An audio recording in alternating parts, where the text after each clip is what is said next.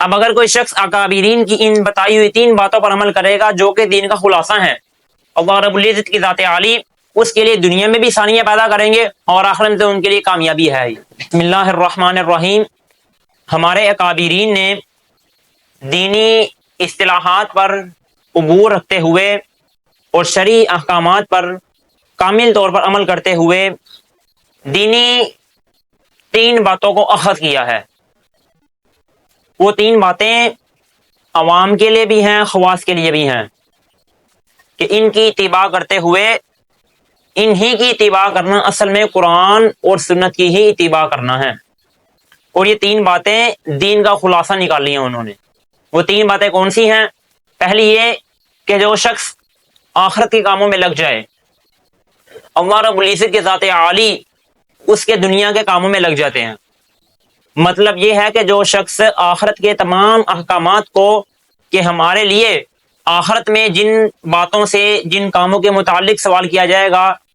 وہ شخص اگر دنیا میں آخرت کی تیاری کر لیتا ہے، اللہ تعالیٰ دنیا کے کاموں میں اس کے لیے آسانیاں پیدا کر دیتے ہیں۔ دوسری بات یہ کہ جو شخص اپنے باطن کو، یعنی اپنے نفس کو اس کی اصلاح کر لیتا ہے، اس کا تزکیہ نفس کر لیتا ہے یا کسی سے کروا لیتا ہے، تو اللہ تعالیٰ اس کے ظاہر کو بھی پاک کر دیں گے۔ مطلب یہ کہ بھائی اگر کوئی شخص اپنے دل کو، اپنے نفس کو، اپنے قلب کو گندی نجاستوں سے، حسد سے، بغض سے، کینہ سے، بد نظری سے، بدحواسیوں سے کوئی شخص پاک کر لیتا ہے، تو تطہیر کر لیتا ہے، تو اللہ تعالیٰ جس طرح اس کا باطن ہوتا ہے، لوگوں کے سامنے اس کا ظاہر بھی اسی طرح ظاہر کروا دیتے ہیں۔ اور تیسری بات جو سب سے اہم ہے وہ یہ کہ جو شخص اللہ تعالیٰ کے ساتھ معاملات کو طے کر لیتا ہے کہ میں نے ہر کام میں اللہ رب العزت کی ذات عالی کے احکامات کو اور شرعی قوانین کو، شریعت محمدی کو، دین محمدی کو سامنے رکھ کر اپنی تمام زندگی کو استوارنا ہے، جو شخص اللہ تعالیٰ کے ساتھ معاملات کی اتباع کر لیتا ہے، معاملات کو طے کر لیتا ہے، تو اللہ رب العزت کی ذات عالی